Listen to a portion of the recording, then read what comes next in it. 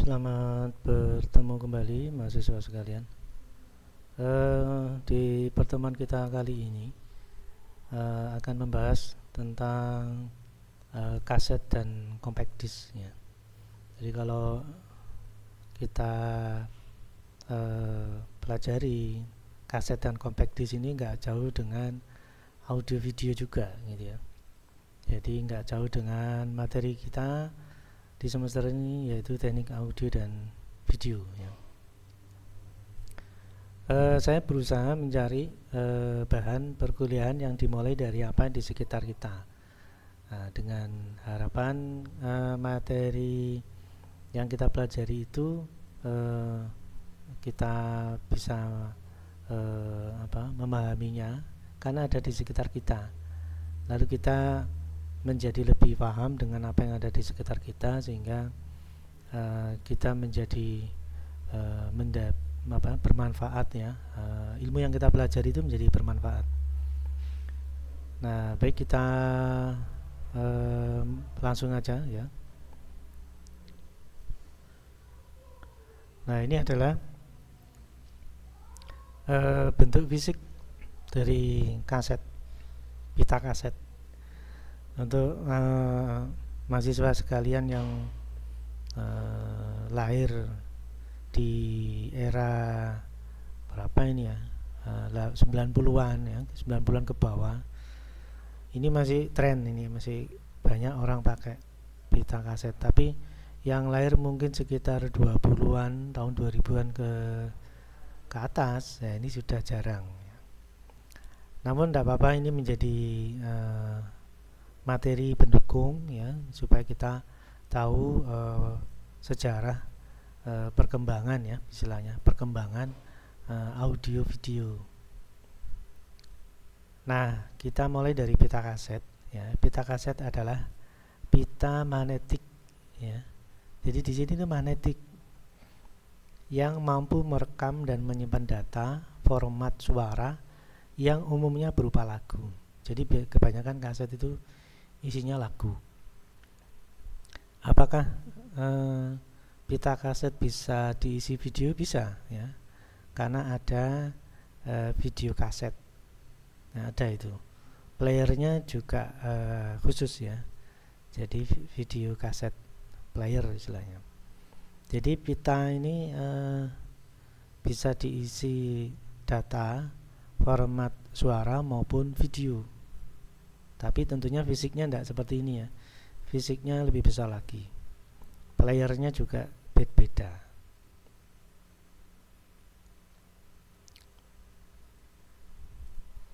Dan untuk yang sekarang produk ini sudah jarang ditemui karena untuk kualitas lagu mungkin nggak beda jauh, tapi kendala yang ditemui banyak sekali ya. Jadi kalau pita itu kebanyakan putus atau mungkin putaran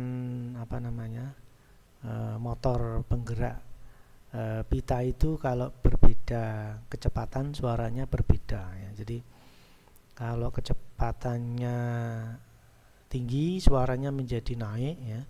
Bila kecepatannya menurun suaranya jadi rendah ya. Jadi ini biasanya pada Walkman istilahnya. Jadi kalau dulu itu ada alat namanya Walkman. Jadi player, kemudian isi kaset, lalu isinya baterai. Sebagai power supply-nya baterai. Bila baterainya masih baru, maka putarannya normal, suara akan dinikmati dengan baik. Tapi begitu baterainya sudah mulai habis, putaran motornya sudah mulai pelan, nah itu suaranya sudah berubah 180 derajat mungkin ya. Jadi lagunya jadi berbeda ya, suaranya menjadi besar ya. Mestinya lagu penyanyi perempuan jadi berubah karena putaran dinamo yang semakin pelan menjadi suara penyanyi laki-laki ya. Jadi banyak kendala ya. Tapi orang masih suka sekarang ya masih suka koleksi ya. Pita kaset yang lama-lama itu dikoleksi. Dan karena ini barang langka, bisa jadi harganya mahal ya. Ini fenomena itu ya. Oke, sekarang kita lanjutkan. Pita kaset dari bahan magnetik terbungkus plastik. Jadi dalam pita ini warnanya kan agak kekuning-kuningan ya. Itu adalah ferro atau besi ya.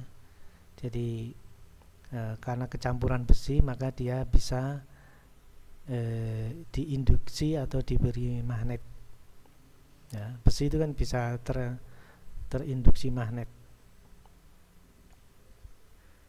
Kemudian di dalam kaset terdapat sepasang roda putar. Nih, roda putar ya. Ini sepasang karena kalau yang berputar, yang lain juga berputar, jadi sepasang.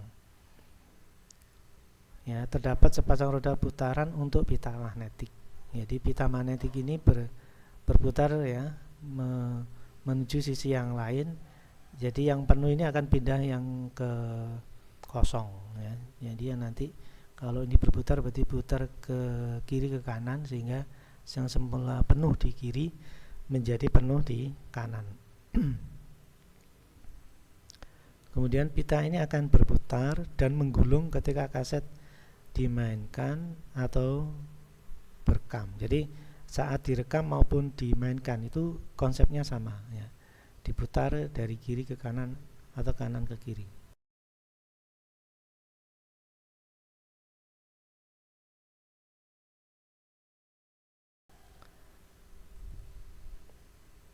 Ya, jadi pita itu digulung dari kiri kanan atau kanan ke kiri dengan memutar ya, memutar pita kaset ini untuk memilih set A atau set B. Nah, ini.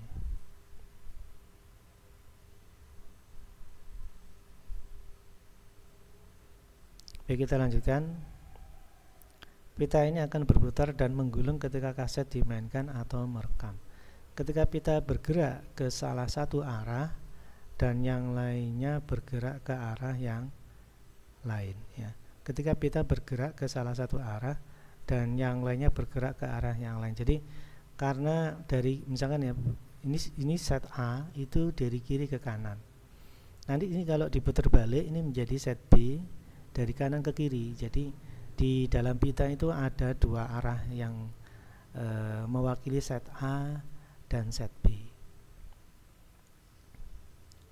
Sehingga kalau mau muter set A kiri kanan, kalau mau muter set B ini kasetnya diambil, diputar ya, diputar lalu dipasang lagi untuk memutar yang set B. Ya, hal ini membuat kaset dapat dimainkan atau merekam di kedua sisi pita. Jadi pita itu terdapat dua sisi, yaitu sisi A dan sisi B.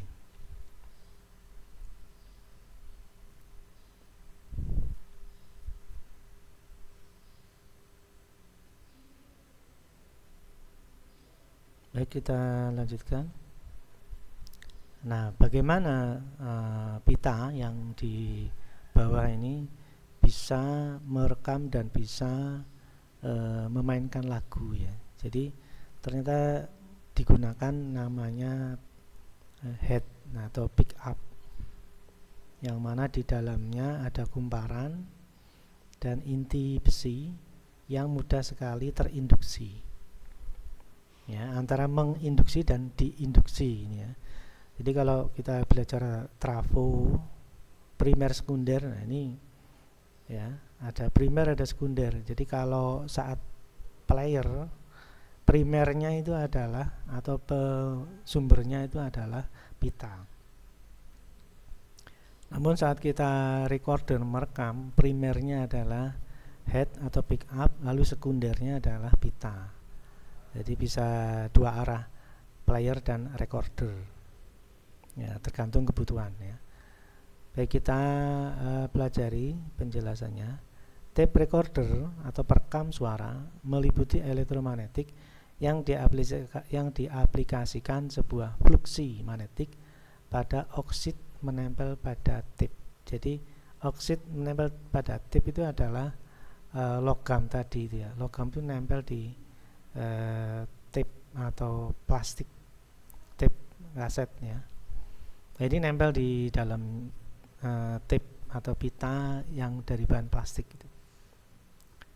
Nah, saat merekam ya, fluksi atau induksi dari head ini mendapat masukan dari luar ya, preamp atau yang lain untuk diinduksikan ke pita. Jadi akhirnya kalau trafo itu primernya head, sekundernya pita.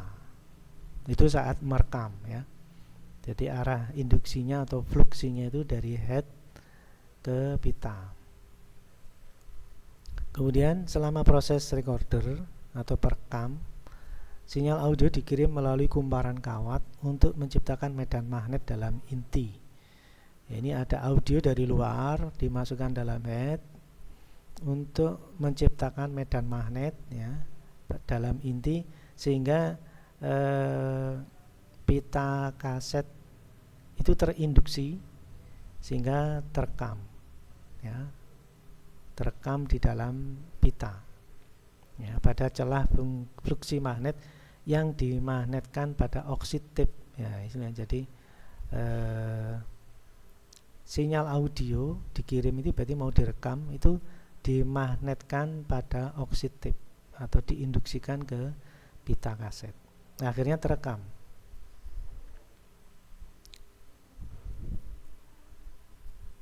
Lalu selama playback sekarang, kalau playback itu berarti sekundernya pita, primernya pita, sekundernya head, karena nanti sumber suara dari pita ya. Jadi selama playback, gerakan tape menarik medan magnet bervariasi atau fluktuasi atau mungkin berirama gitu, melintasi celah yang menciptakan medan magnet bernada pula dalam inti sehingga terdapat sinyal dalam kumparan. Nah, jadi kalau pitanya bernada lalu dekat dengan induksi ya, akhirnya memberikan induksi ke head ya.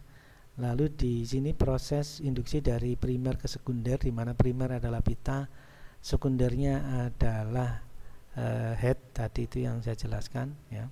Atau ini istilahnya itu kumparan ya.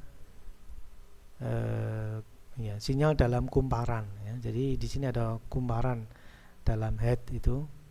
Maka dari pita menginduksikan ke kumparan dalam head, maka di sini akan muncul suara.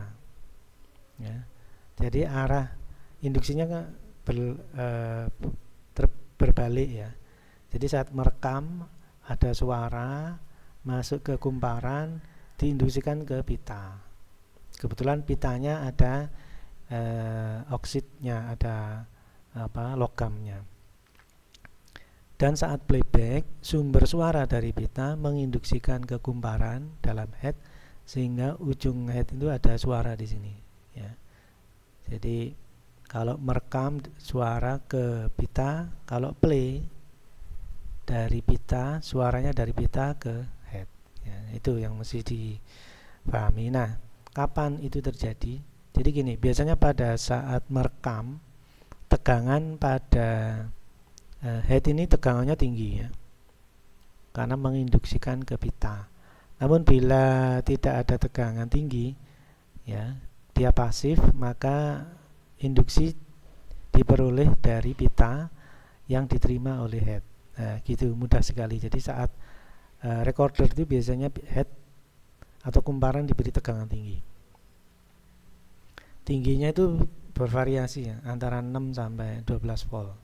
Tapi kalau saat play ya tegangan itu tidak ada, karena dia pasif, dia hanya menerima induksi dari pita.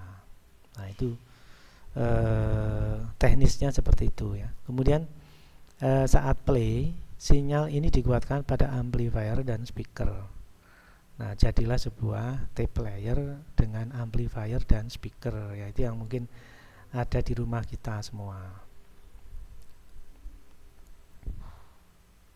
Baik, kita lanjutkan.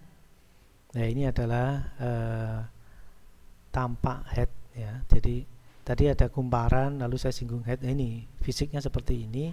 Posisi Anda lihat pada salah satu sisi. Sehingga kalau pitanya nempel di sini pada sisi A, maka untuk memainkan sisi B, pitanya harus diputar dulu, kemudian dipasang lagi sehingga pada posisi B bisa dibaca. Ya, jadi pitanya seperti ini.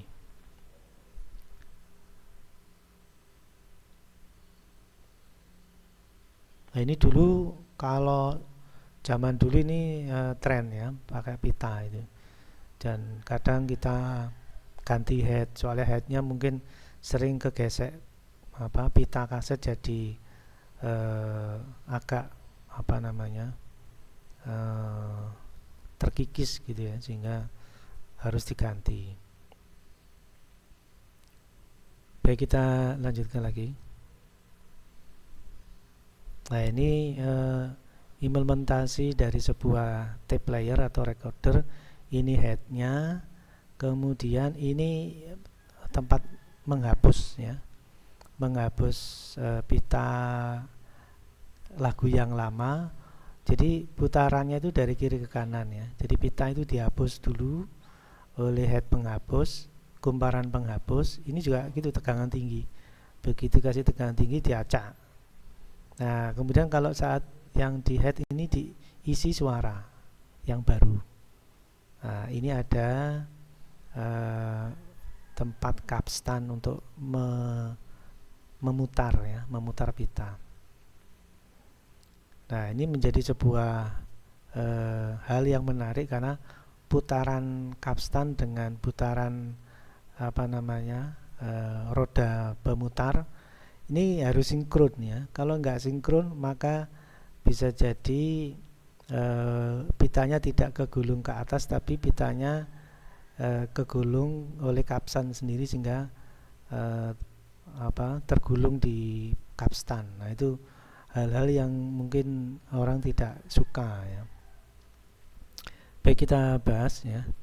Gigi memutar tape selama sebagai player atau recorder. Jadi player saat play atau record ini berputar semua ya. Ini berputar, capstan berputar. Karena pita berputar dari yang kosong yang penuh ke kosong. Kemudian maju dan mundur cepat. Nah, ini bisa diputar cepat, bisa diputar lambat. Lalu di bawah gigi terdapat dua buah head ini ya. Head penghapus dan head pembaca atau perekam ini ya. Head pada sisi kiri sebagai penghapus ya. Ini sebagai penghapus. Jadi sebenarnya penghapus itu bukan hilang ya. Jadi bentuk sinyalnya itu menjadi single tone istilahnya pada frekuensi tinggi sehingga tidak terdengar. Nah, pada head yang tengah ya, head pada posisi tengah untuk player atau record ya, menarik atau menginduksi elektromagnetik. Jadi saat merekam, ini memberikan induksi sinyal audio yang direkamkan ya, disimpan. Ya, jadi suaranya menjadi terekam di pita saat recording. Jadi dihapus dulu, menghapus data yang lama, kemudian diinduksikan data yang baru. Atau istilah lain menghapus lagu yang lama lalu diinduksikan lagu yang baru. Nah, kurang lebih seperti itu. Pada posisi kanan adalah capstan yang serta pinch roller, jepitan penggulung, berfungsi untuk memutar pita. Jadi di sini untuk menjepit pita lalu untuk memutar sehingga pitanya tertarik ke atas untuk bisa digulung oleh gigi pemutar. Nah, ini memang dua buah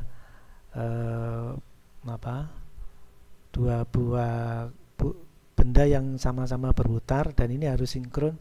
Kalau nggak sinkron biasanya pitanya lari kemana-mana ya, kegulung di capstan dan sebagainya. Kalau sudah begitu biasanya ganti mekanik. Nah, dulu begitu biasanya.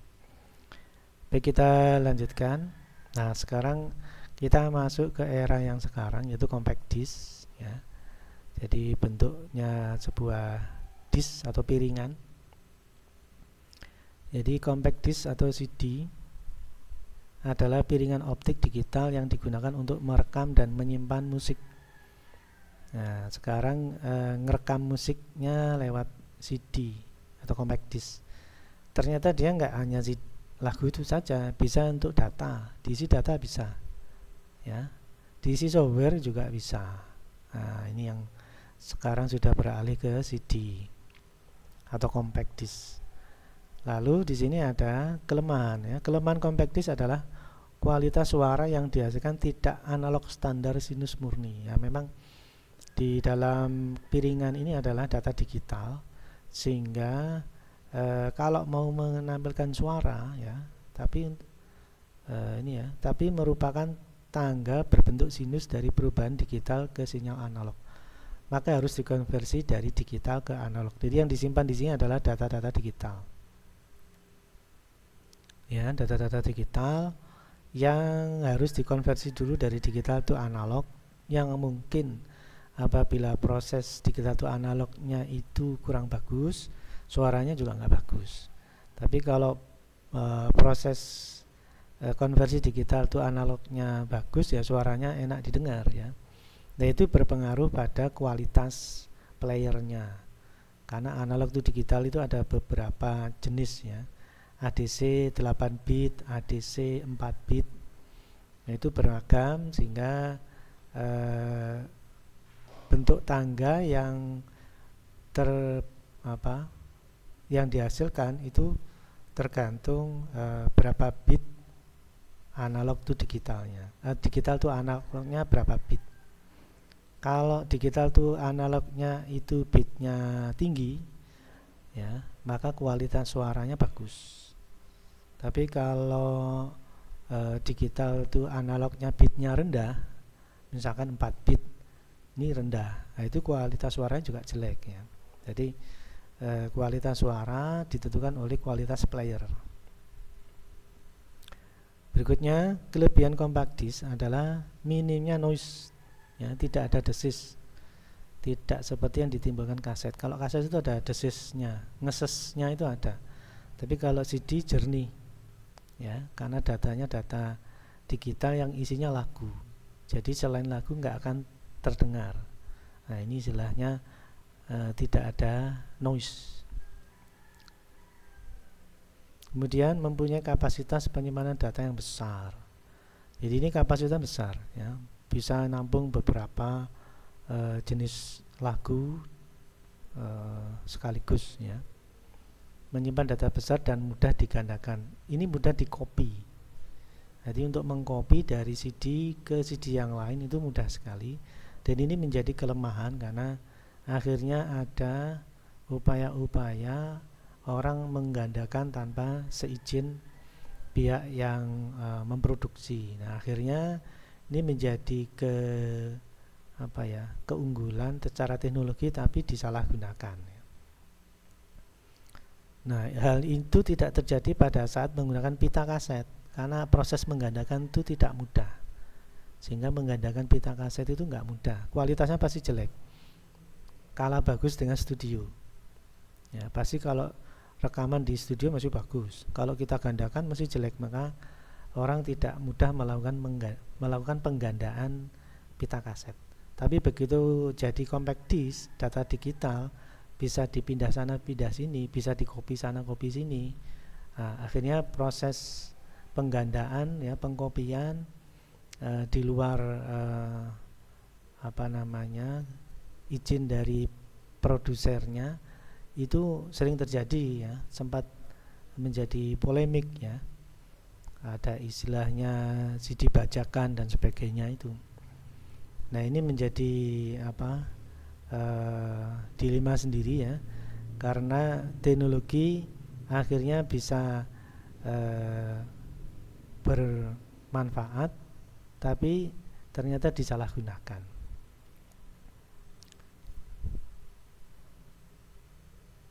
Baik, kita lanjutkan lagi. Nah, ini sekarang secara teknis untuk merekam, ya. Jadi kalau di ilustrasi yang sebelah kiri itu CD, compact disc, yang sebelah kanan DVD, ya. Jadi ini digital video disc. Kalau diamati. Kalau CD itu biasanya lagu, datanya apa bisa dilihat di ini ya, di ilustrasi yang atas untuk masing-masing produknya. Kalau CD bentuk fisiknya ada sebelah kanan atas, untuk DVD juga begitu, di sebelah kanan atas.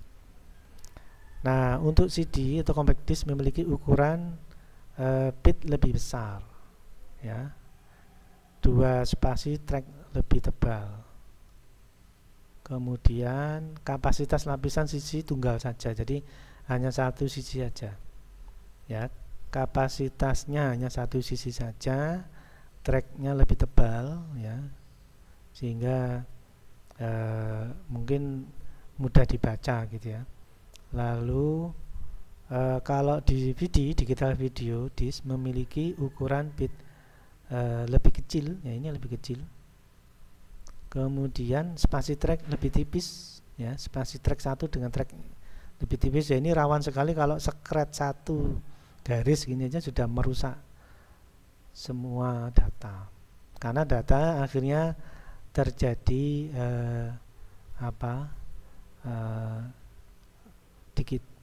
address busnya yang rusak atau data busnya yang rusak, sehingga DVD nggak bisa dibaca, ya, nggak bisa dipakai lagi, nggak bisa dibaca, hanya karena scratch sedikit. Ya, ini memang menjadi kendala, ya, yang mana itu tidak terjadi di pita kaset. Pita kaset itu walaupun putus disambung didengarkan lagi bisa, ya, itu. Tapi kalau CD ini kegores sedikit aja, scratch sedikit dan sudah nggak bisa dibaca. Kemudian keunggulannya kapasitas lapis sisi ganda. Nah, ini menjadi 2 kali lipat kapasitasnya terhadap CD, ya, makanya digital video bisa disimpan gambar dan suara, ya. Lalu ini ada istilahnya BAM, dibangun dengan lebar jalur masing-masing 0, mikron. Ini BAM-nya di sini, data. Panjang minimum 0,8 mikron dan tinggi 128 nanometer. Ini berarti ketebalannya, ya, kedalamannya, ya, berarti. Ya, tentunya kalau DVD playernya harus bagus sehingga bisa dibaca dengan baik. Nah, kalau CD playernya standar masih bisa, ya. Jadi dari kualitas data yang terekam ini bisa kita pahami positif player yang dibutuhkan yang seperti apa. Kalau DVD ya playernya yang bagus. Jadi kalau player biasa mungkin bisa baca CD tapi nggak bisa baca DVD.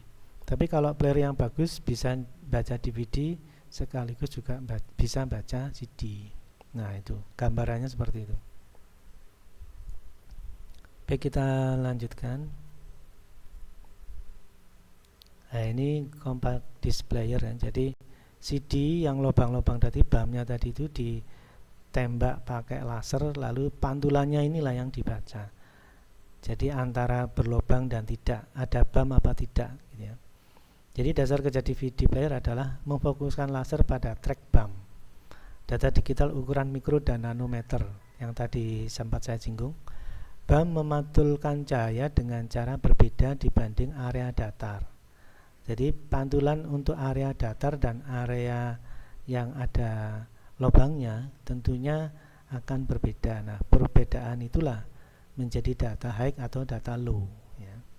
Dari disk dan sensor optoelektrik mendeteksi perubahan cahaya yang dipantulkan. Jadi karena di sini perubahan permukaan datar itu tidak ada data, tapi permukaannya ada yang berlubang-lubang, berarti ada data. Nah, perubahan data inilah yang akan ditampung 8 bit, kemudian dimasukkan ke DAC, digital to analog 8 bit, maka jadilah sebuah sinyal audio, ya. Kemudian dikuatkan sesuai kebutuhan oleh player, ya. Biasanya masih butuh ampli, ya. Tapi tetap di player sudah ada penguatan karena bisa jadi didengarkan pakai headphone. Nah, tapi kalau mau menguatkan pakai speaker ya pakai ditambah amplifier sendiri, ya. Ya, jadi BAM memantulkan cahaya dengan cara berbeda dibandingkan dengan area datar. Jadi antara area datar dan ada BAM-nya inilah yang membedakan data atau tidak ada data ya. Nah, perubahan ini nanti dikonversi menjadi data 8 bit ya, kemudian dimasukkan ADC 8 bit jadi analog ya. Kemudian dikuatkan pakai amplifier. Itu ya. Baik, kita lanjutkan. Nah, di sini ini fisik dari yang tadi saya bahas, ada disknya masuk sini. Kemudian di sini ada laser, piringannya ada di sini yang berputar. Laser ini fokus pada BAM ya. Kemudian dari pantulan maka akan masuk ke proses berikutnya ya. Dan proses ini keluar masuknya ini ada motor tracking drivernya. Jadi ada tombol ditekan, nanti trackernya itu keluar